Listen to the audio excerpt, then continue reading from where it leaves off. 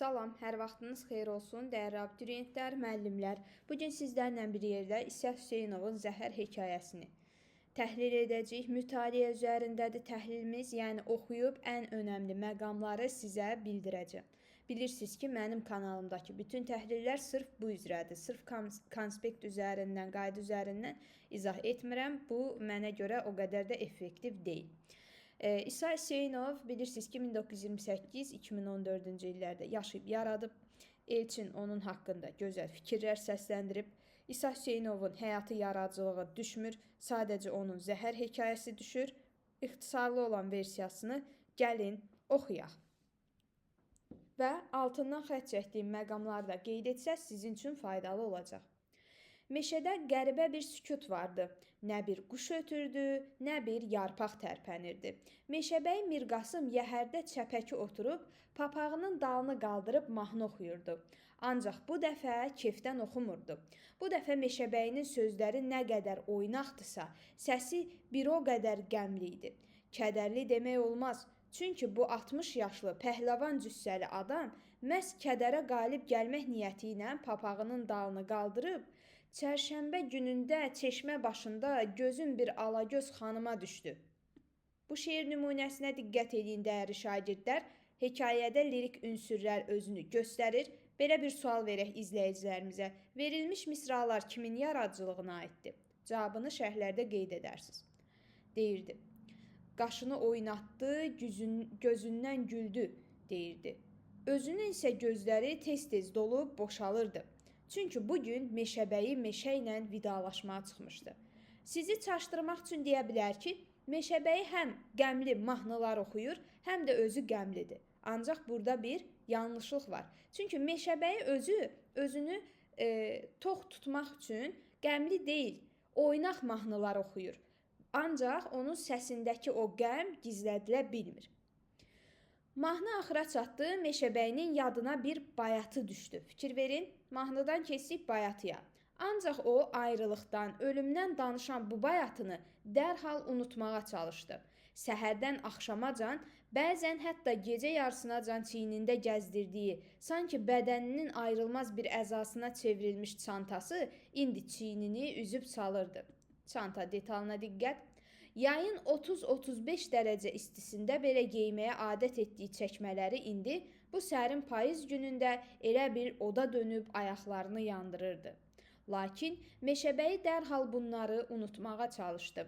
Papağını bu dəfə arxaya itələyib, yəhərdə qamətini düzəltdi, şeh və xəzəl qoxusu ilə dolu havada dərindən nəfəs aldı, altından keçdiyi qoca palıdın yarpaqlarına, sonra göy ürgənin dərisi işıldayan, dolu, qüvvətli çiyninə və dalğalı yalına baxdı.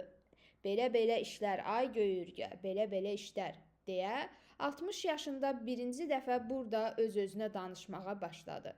Burada da maraqlı bir detal var. Bunu daha çox müəllimlər yadda saxlasın. Müəllimlərə düşər, abituriyentlərə bu qədər vicdansızlıq eləməzlər hər halda.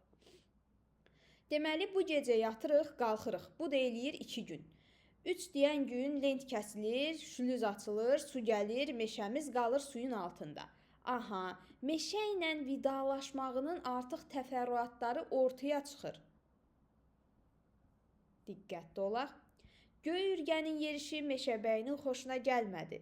Ürgə daşsız, kəsəksiz, dümdüz talanın ortasında birdəncə büdrədi. Meşəbəyinin oğlunun biri raykom katibi idi. Diqqətli olaq. Bir oğlu Bakıda oxumaqdaydı, 10 illiyi bu il qurtarmış, son 5-i isə artıq başa çatmaqda olan bənd tikintisində işləyirdi. Deməli, 3 oğlu haqqında məlumat verir. Bütün atalar kimi o da öz oğullarını sevirdi. Ürgənin dümdüz yerdəcə büdrəməsi, üstəlik də 1-2 kərə öskürməsi meşəbəyini narahat etdi. Lakin qarşıdakı böyük itki bu narahatlığı da tez unutturdu. Meşəbəyi cilovu tərpədib, iri, qabarlı əli ilə ürgənin çiynini şappıldatdı. Büdrəmə, büdrəmə, fikir eləmə, qadan alım, dedi. Bəndi çəkənlər, meşəni suyun altında qoyanlar mənim öz balalarımdır. Deyirlər, su daha əfzəldir. Suyumuz olsa, deyirlər, ilan mələyən düzlərdə 100 belə meşələr salacaq. Elə bilirsən salmayacaqlar, salacaqlar, ay göyürgə, salacaqlar. O günü, o dövranı biz də görəcəyik. 100 yaşında at belinə qalxıb meşəbəlik eləməyənin atasına lənət. Burada da maraqlı bir söz verir özünə. Meşəbəyi yenə papağının dalını qaldırdı, yenə oxumağa başladı. Diqqətli olaq. Ay duman, gəl keç bu yerlərdən, bu yerlər təzə bar eyləsin. Həm gözlərim görsün səni, həm könlüm nübar eyləsin. Deməli, bir lirik ünsür daha biz müşahidə edirik. Bunu verərlər, deyərlər ki, bu əvvəl oxuduğu bir Meşəbəyinin o əsərin əvvəlində oxuduğu bənd nümunəsidir. Sizi çaşdırmaq üçün. Xeyr, bu sonradan oxunandır. Əvvəldə oxuduğunu biz bayaq müzakirə elədik yuxarıda. Çox düşünmədən, bədahətən Aşığın sözlərini dəyişdirə-dəyişdirə xeyli oxuduqdan sonra yenə də ömründə birinci dəfə burada kimsəsiz meşə içində öz-özünə qəhqəhə çəkdi. Aşıq Abbas dağ adamı idi, dağlardan danışırdı. Mən aran adamıyam, arandan danışıram. Abbas deyirdi, könlüm qubar eyləsin, mən deyirəm, könlüm nübar eyləsin. Hansımız yaxşı deyirik, ay Göyürgə? Deməli, burada artıq Aşıq Abbasın da adı çəkilir və bəzi şeirləri təhrif etdiyini öz dili ilə vurğulayır. Ürgə bir də büdrədi, Meşəbəyi bir də təəccübləndi. Əş, sənə nə oldu ay zalım balası? Deyə birdən hirslənib qışqırdı. Nə olub? Sən də bir yandan kefimizə soğan doğrayırsan. Allahın bəndənin hayfını səndən alaram, atamın yoru haqqı. Ürgəyə hətta bir şallaq da çəkdi. Lakin əvvəllər Meşəbəyi əlini tərpətməmiş yerindən oynayan Ürgə indi heç diksinmədi də. Onun yalnız qulaqları qımıldandı, bir də çiyninin dərisi titrədi. Meşəbəyi köksünü ötürdü. Dərdimə şərik çıxırsan nədir, ay Allahın heyvanı? Ürgə başını endirib yavaş-yavaş addımlayırdı. Meşəbəyi də başını sinəsinə əydi, çiyinləri sallandı, beli donqarlandı. Doğrudanmı göy Ürgə onun dərdinə şərik çıxırdı? Belə-belə işlər, belə-belə işlər, ay Göyürgə, deyə o asta, yorğun səslə təkrar etdi və daha səsini çıxarmadı. Meşədə qəribə sükut vardı, nə bir quş ötürdü, nə bir yarpaq tərpənirdi. Eyni cümləni biz girişdə də görmüşdük. Meşəbəyi heç Ürgənin ayaqlarının tappıltılarını da eşitmirdi. İndi o ürəyində oxuyurdu.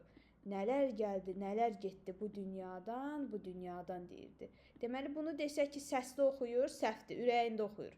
İndi deyəcəksiniz, ay müəllim, bu da mı düşər? Düşəndə düşür uşaqlar. Bunu da yadda saxlayın. Bu nümunəni yüksək səslə oxumayıbdır. Yəni ki, ürəyində deyil.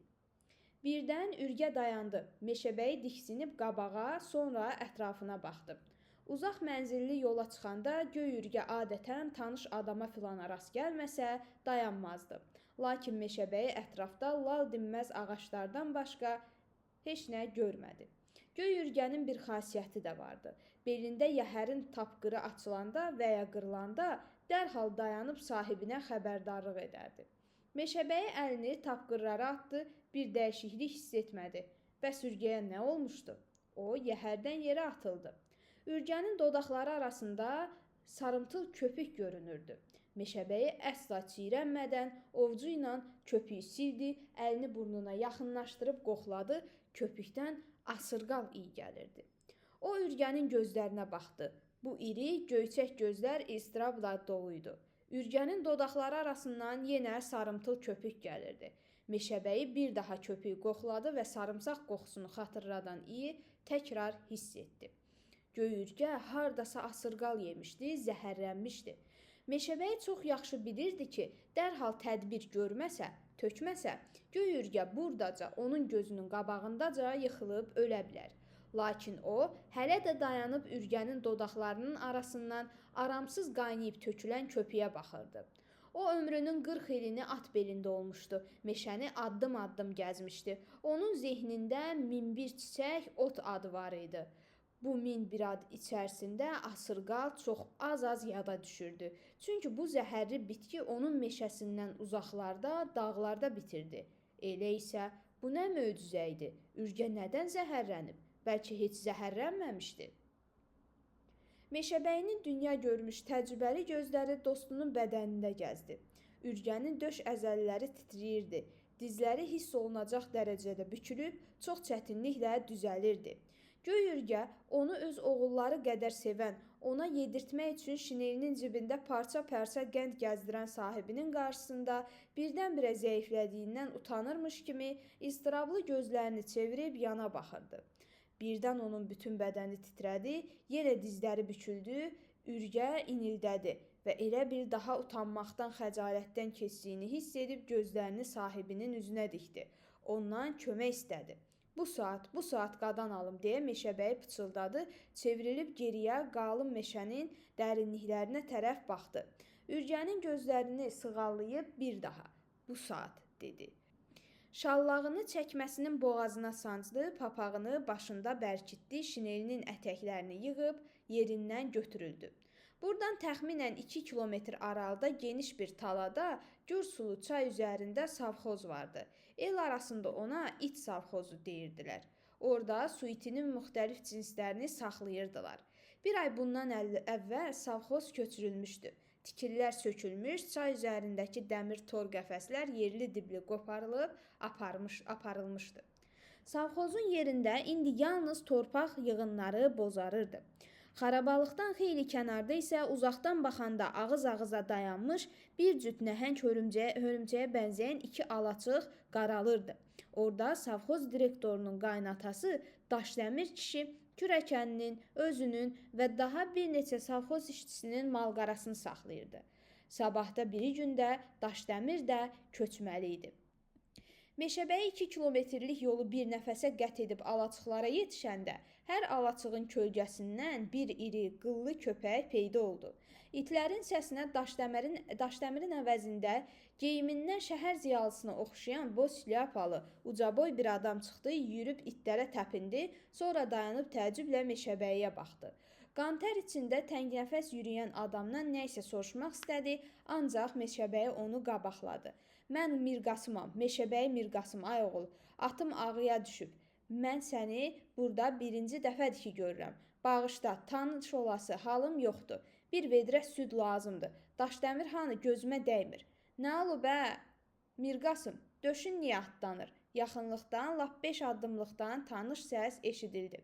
Meşəbəyi cəld dönüb geniş açılmış iri mavi gözlərini ağacların arasında dolandırdı. Daşdəmirin səsi bu dəfə elə bir yerin altından gəldi. Ölmədik, sənin dövranının qurtardığını da gördük, Mirqasım. Sən hardasan, kişi? Buradayam, gəlirəm indi. Deyirəm ölmədik, sənin də axırını gördük. Göy ürgənin belində belədən belə çapırdın, elədən elə çapırdın. Saatda bir malı, heyvanı atın döşünə qatıb salırdın xalxala. Nə bilim, filan yerə ayaq basmayın, bəsməkan yerə yaxın durmayın. Nə bilim, filan yerə yaxın durmayın. İndi kimə qalır sənin bu qoruqların? Yoxsa Qaraca çoban kimi ağacları köklü köməcisi qoparıb belinə şəlliyib aparmaq istəyirsən? Deməli, orada Daşdəmir onu Qaraca çobana bənzədir. Daşdəmir palıd ağacının mağara kimi qaralan koğuşundan çıxdı, 2 yanını basa-basa yaxınlaşıb meşəbəyini süzdü. Hə, buyur görək, süd lazımdır deyirsən, süd zad yoxdur. Sən Allah, biraz tez elə, ay Daşdəmir, ürgə əldən gedir. Hanı ürgə? Bu yanda talada qoymuşam. Elə niyə? Yəni gələsi halı yoxdur? Yoxdur, Daşdəmir, qadan alım tez elə. Oğul bərabəri atdı, Daşdəmir. Gənc kənarda dayanıb siqaret çəkirdi. İtlərin şırvanmasından məlum oldu ki, oğlan burada təzə adam deyildi. Meşəbəyi üçün bu saat hər dəqiqə də qiymətli idi. O, ötən günləri yada salıb söhbəti uzadan adamın tələsməyəcəyini hiss edib gəncə baxdı. Gənc dərhal siqaretini yerə atdı. Mən gətirərəm deyib alaçıqlara tərəf yüyürdü. Meşəbəyinin elmli savadlı adamlara, şəhərdən meşəyə gəzməyə gələn ziyalılara xüsusi marağı vardı. Yaşıl talalarda, bulaq başında, ağac kölgəsində onu süfrəyə dəvət edən ziyalıların hərəsi onun ürəyində bir cür xatirə qoyub gedərdi. Onun həyəcanını, təşvişini dərhal başa düşüb cəld yüyürən ziyalı gəncin arxasınca baxdıqda, meşəbəyinin bənd tikilisi başlayan gündən açılıb dərinləşmiş, sonra küt bir ağrı ilə içərisində gizlənib qalmış yarası yenidən qövr elədi. O, yalnız indicə başa düşdü ki, lent kəsilib, şlüz açılanda, meşə suyun altında qalanda, meşə ilə birlikdə neçə-neçə adamlar ülfətini, ünsiyyətini, ərşdən, gücdən xəbər verən şirin-şirin söhbətlərini də itirəcəklər.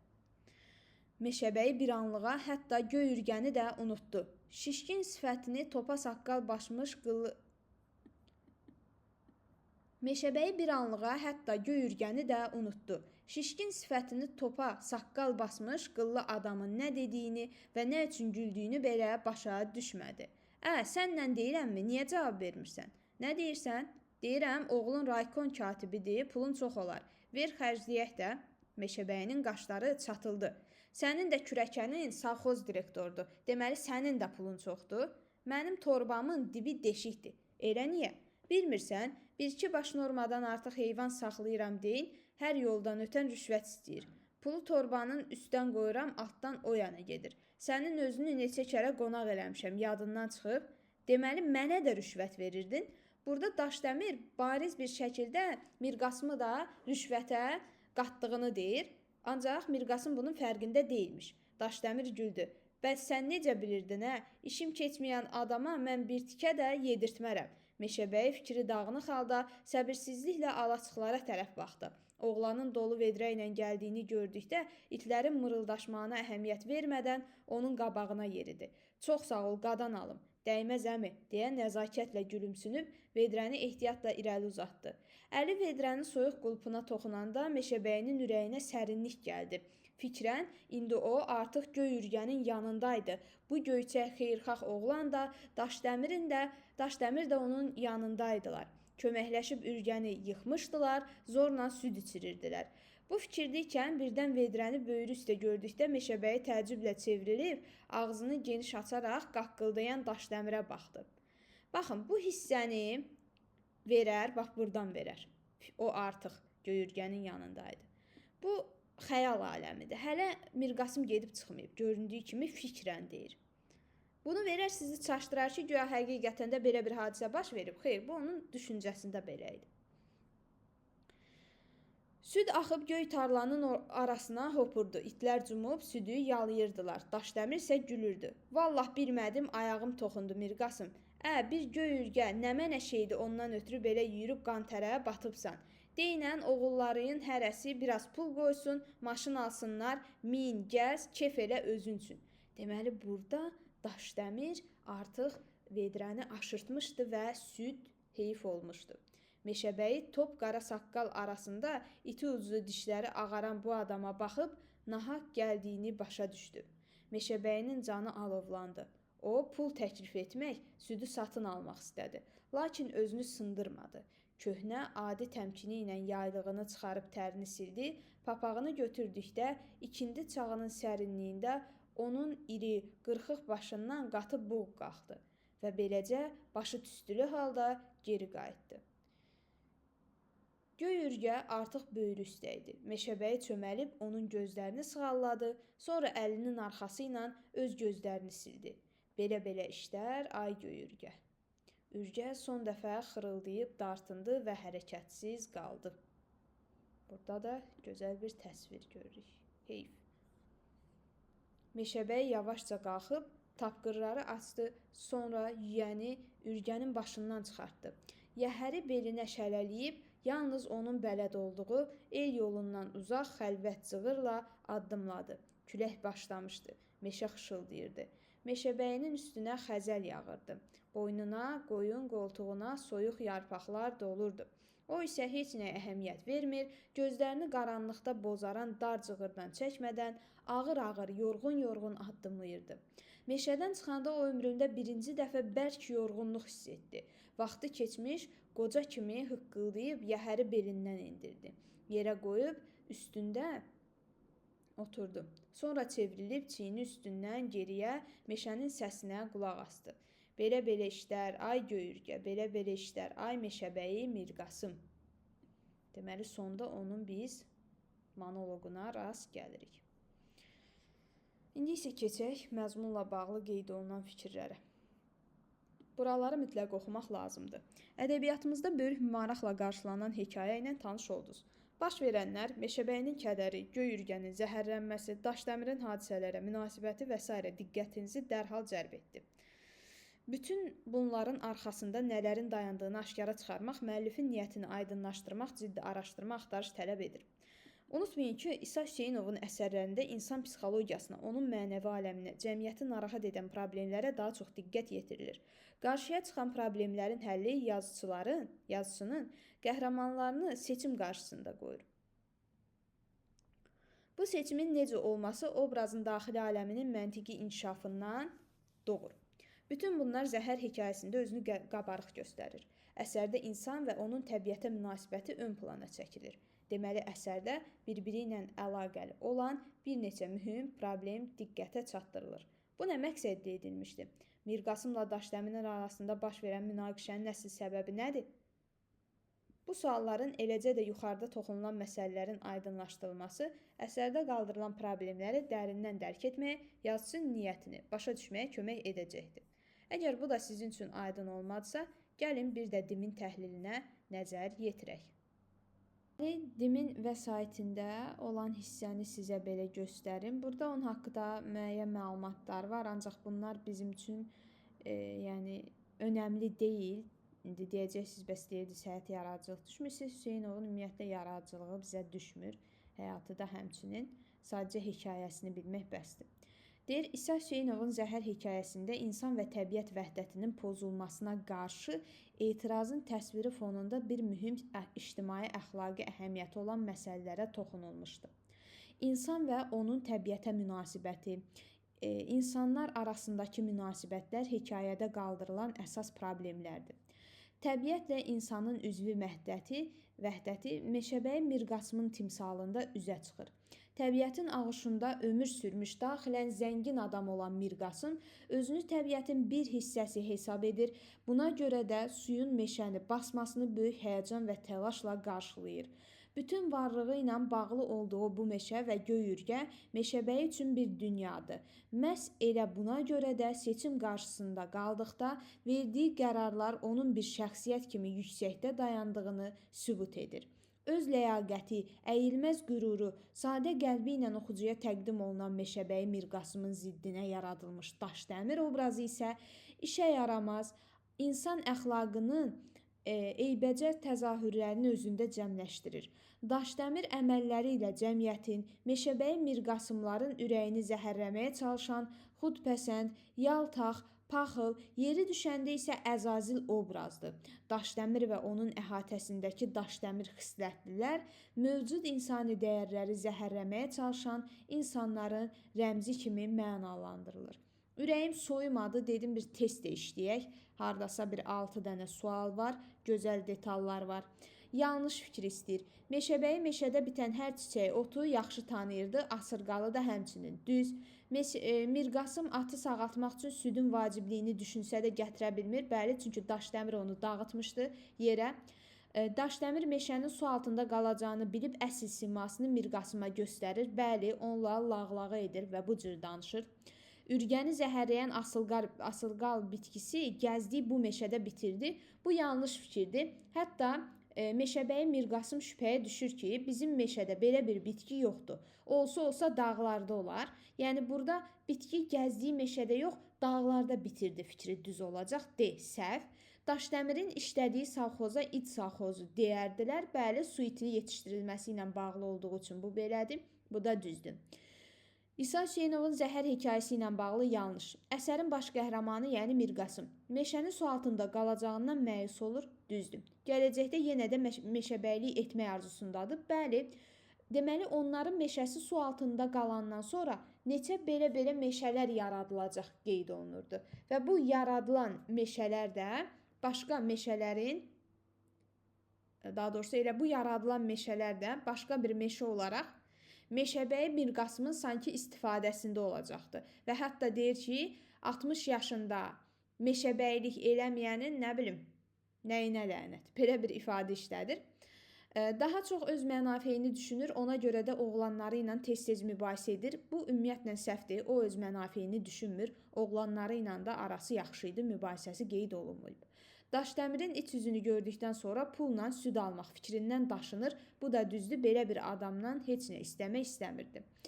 Zəhər hekayəsindəki Daşdəmirlə bağlı yanlış. İşi düşdüyü adamlarla xoş münasibətdə olur, qılıq-girlik göstərir, bəli, yaltaqlanır. Mir Qasıma daha işi düşməyəcəyini bildiyi üçün onunla həmişəkindən fərqli davranır. Düzdür, çünki o artıq meşəbəyi deyildi. Hər işdə, hətta verdiyi qonaqlıqda belə təmənna güdür. Bəli, deyir ki, boş-boşuna mən qonaqlıq vermərəm. Deməli, bu rüşvət idi. Öz mənafeləyi naminə rüşvət verdiyini belə etiraf edir. Düzdür, tez-tez ziyalılarla oturub durmağından danışır, bununla boş-boş öyünür. Belə bir məqam, ümumiyyətlə, ziyalı məsələsi Daşdəmirə aid deyil.